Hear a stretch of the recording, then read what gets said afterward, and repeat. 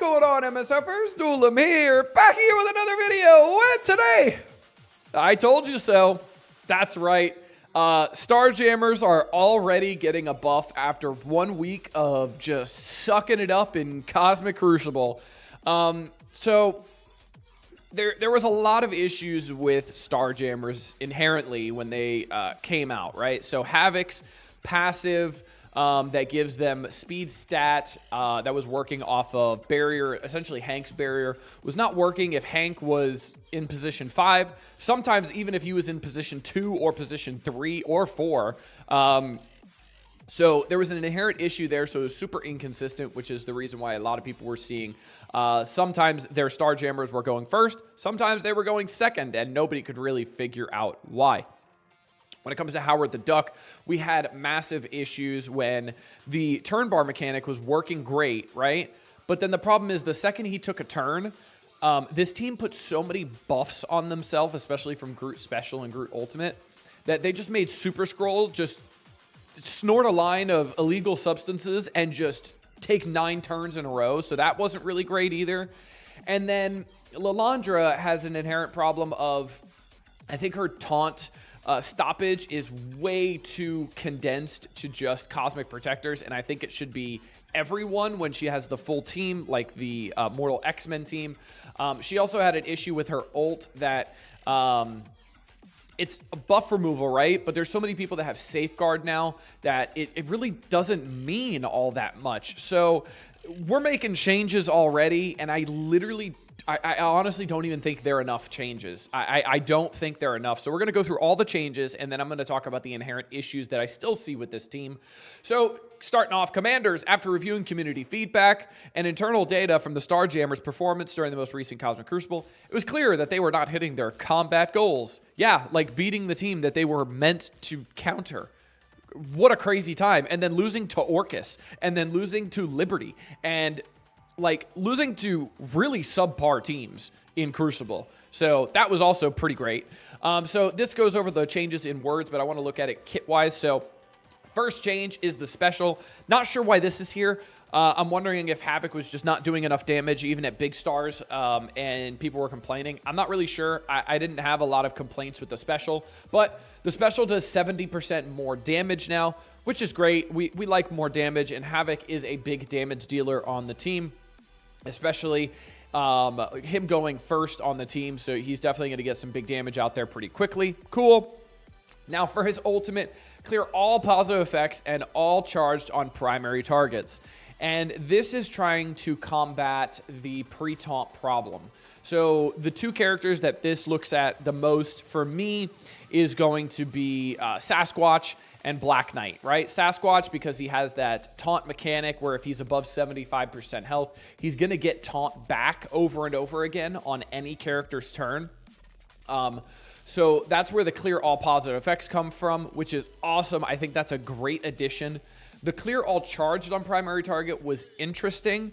I'm wondering if there's going to be a Black Knight, combo that you're going to be looking into. So this is going to stop the Black Knight from pinging your team down to the depths of death, which could be interesting. But I see some inherent issues with this that we'll talk about towards the end. And then the passive is now when an enemy attacks this character or Starjammer ally or X-Men ally, attack that character for 300% piercing instead of 200% piercing. So more damage because this team tickled, honestly, from what I saw, even at higher stars. I saw people with reds, 6 red, 7 red, 5 red, whatever it is. And this team was still tickling, which was pretty funny, unless they had barrier, obviously, from Illuminati. So more damage. And then they also changed the speed mechanic for his passive. So now instead in Crucible, this character and all Starjammer allies gain 5% speed for each Starjammer ally up to a max of 20% speed.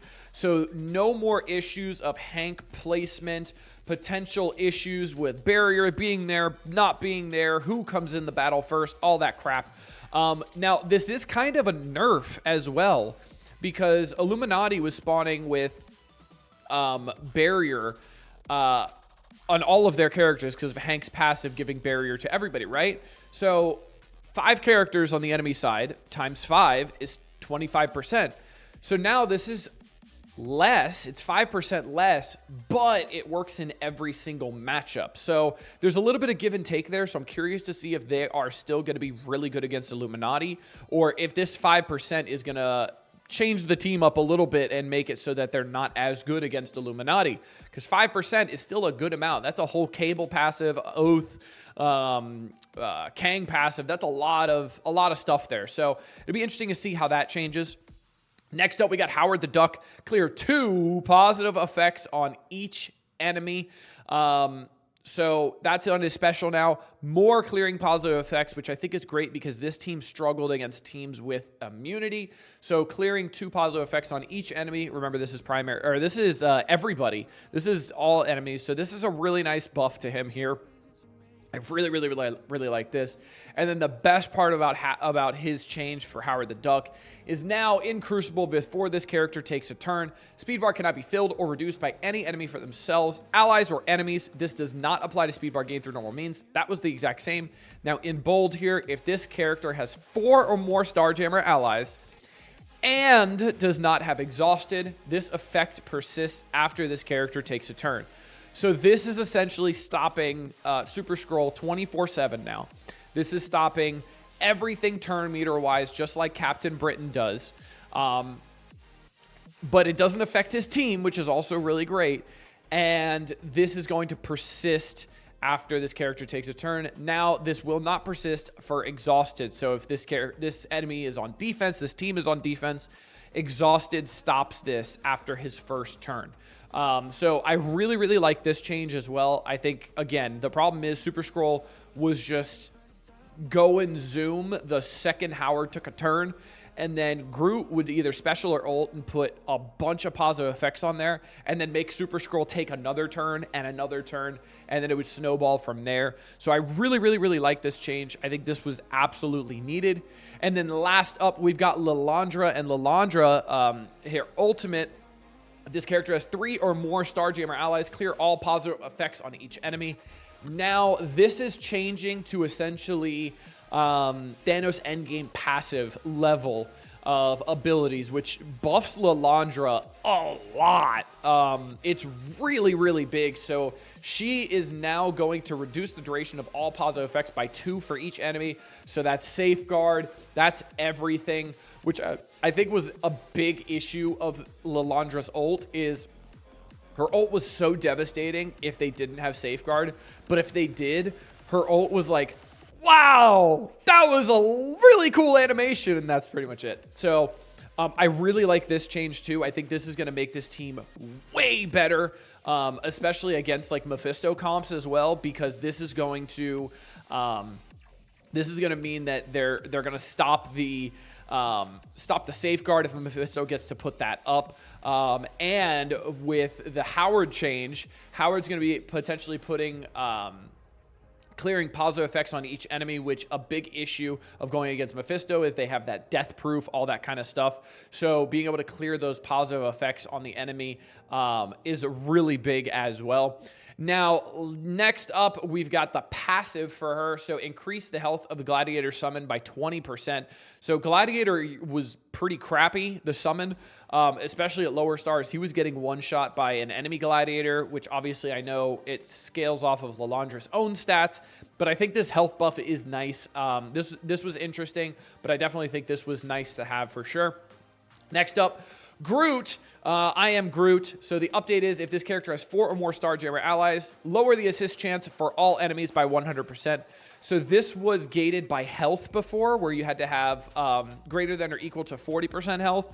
Now it always does it, so you have no issues of assists ever, which I think is much better. I don't know why they put this health threshold in here. I thought that was stupid.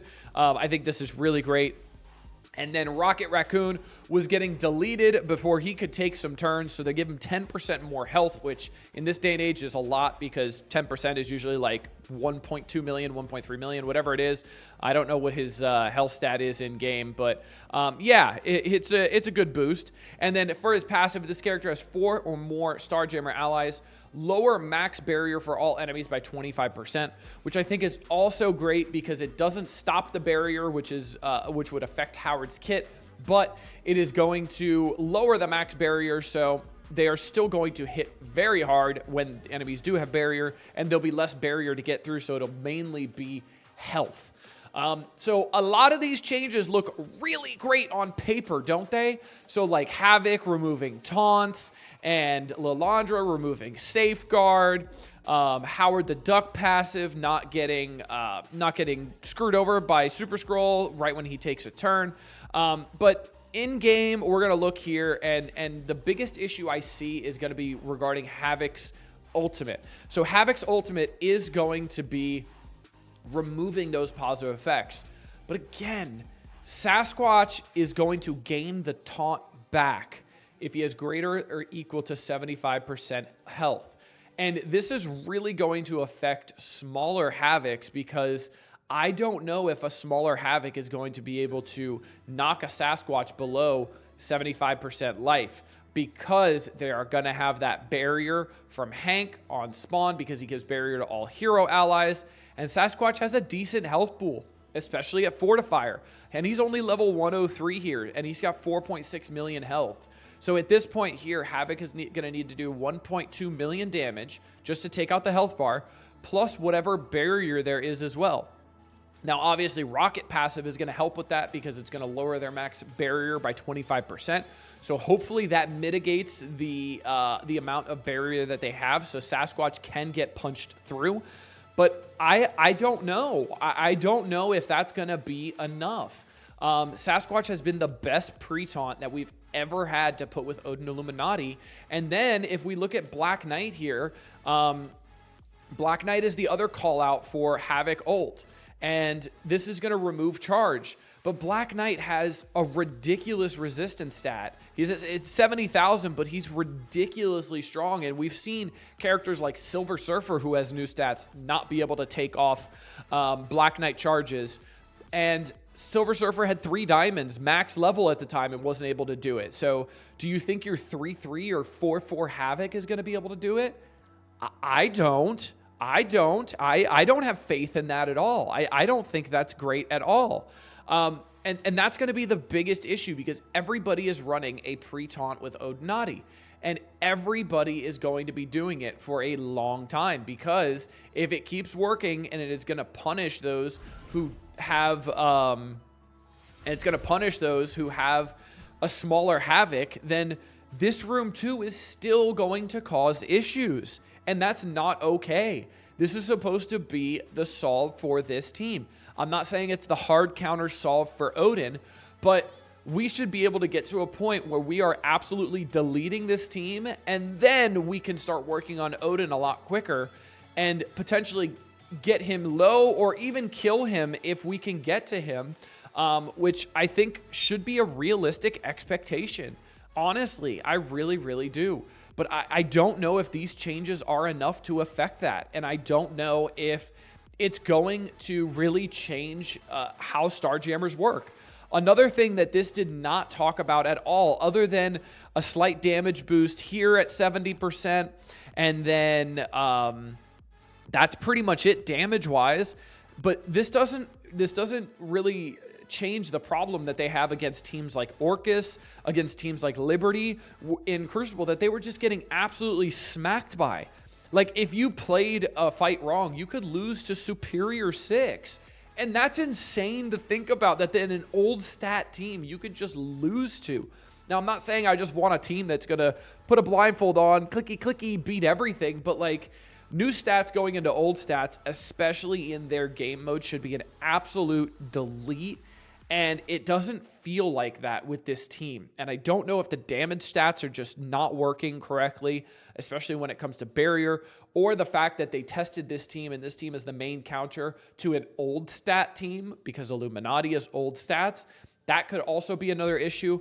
But I'm genuinely curious to see, which I don't think it does, that if these changes really fix the innate problems of this team going against other teams such as Orcus, Liberty, other big rework teams in Cosmic Crucible on defense. So let me know what you guys think in the comment section down below. Let me know if you guys are going to trust this and put them on offense, or if you're just going to throw them on defense and not even face the headache that Starjammers have been this week. But yeah, until next time, this has been Duel 'em. Later, MSFers.